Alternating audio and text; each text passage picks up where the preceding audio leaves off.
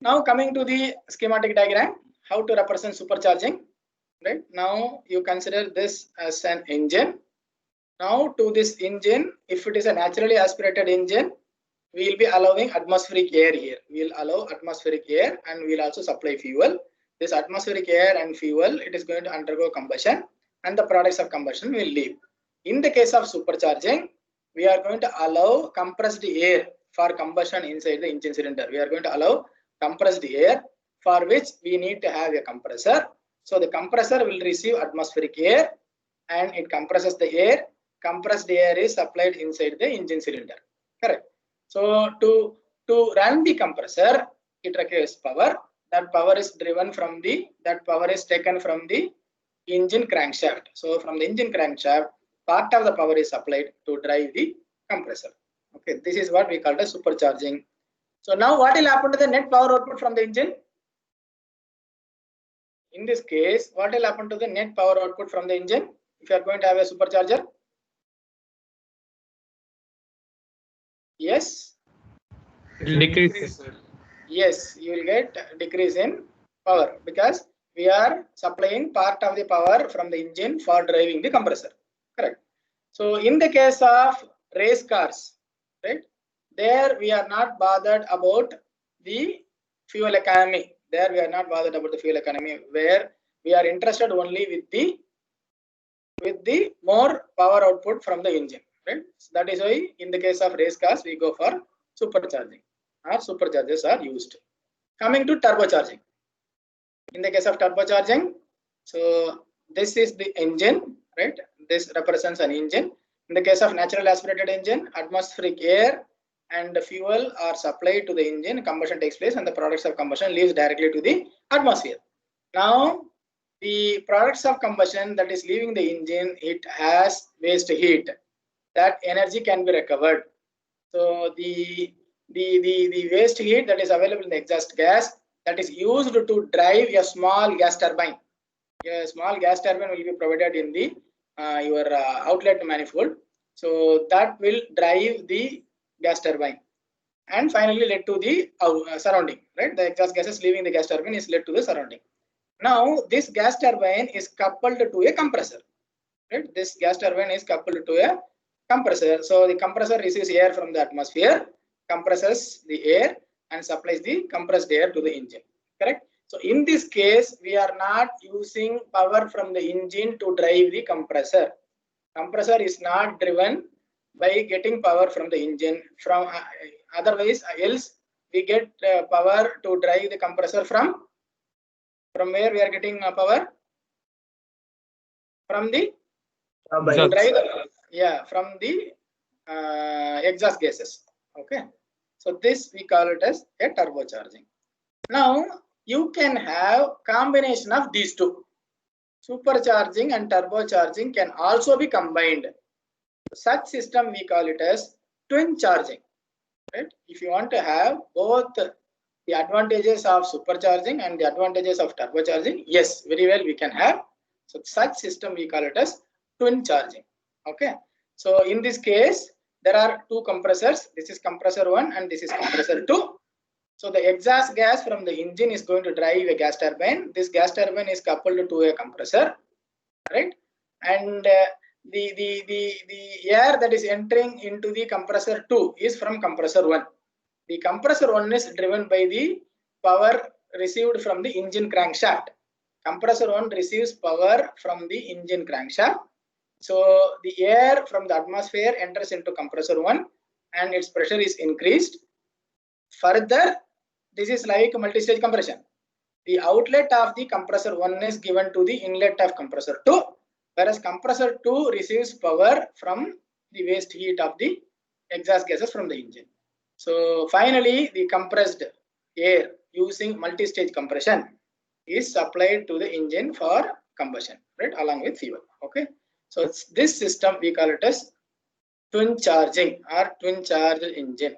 Okay, so these are some of the concepts of supercharging and turbocharging, right?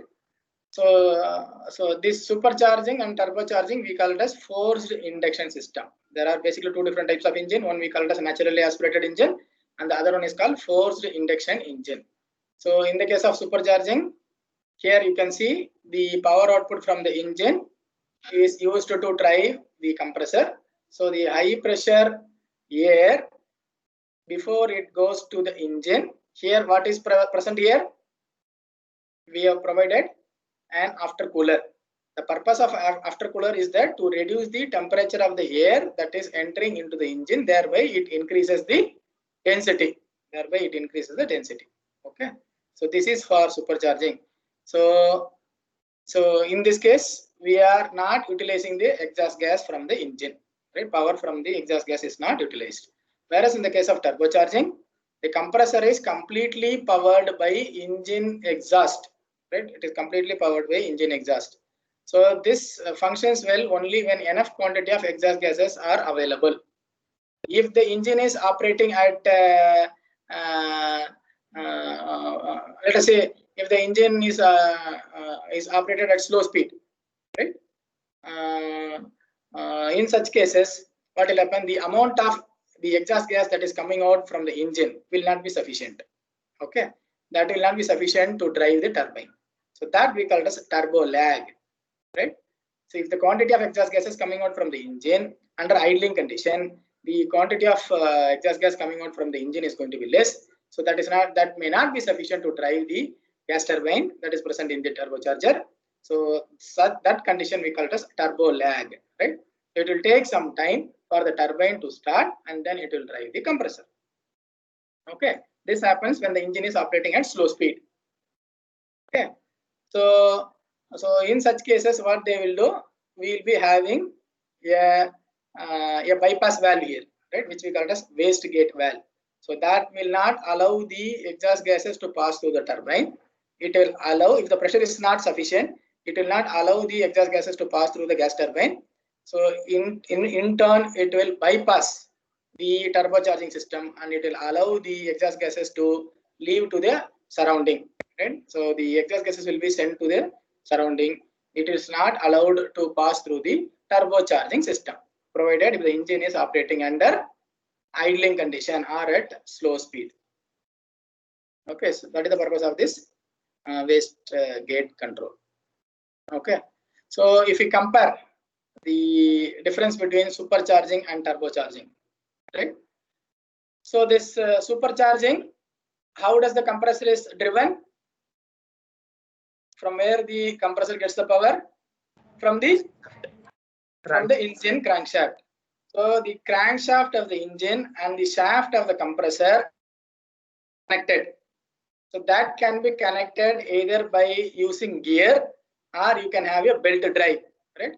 A belt drive can connect the crankshaft of the engine and the shaft of the compressor. That is possible. Or you can provide gears. So these machine gears, right?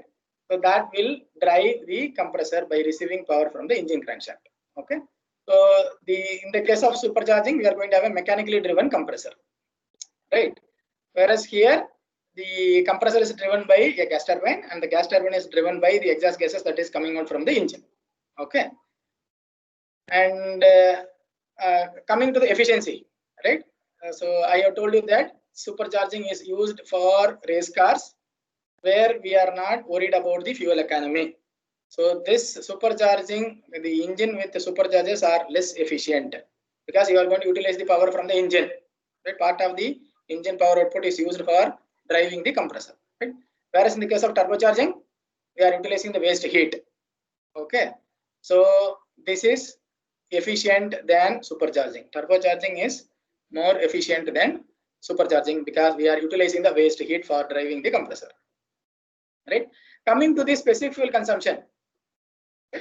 Specific fuel consumption in the case of supercharging is almost closer to the naturally aspirated engine, right? Whereas in the case of your turbocharged engine, right, fuel consumption will be more because we require more flow rate of exhaust gases. We require more flow rate of exhaust gases to drive the turbine, gas turbine, right? So it will consume more power, right? This fuel consumption is higher compared to naturally aspirated engine, right?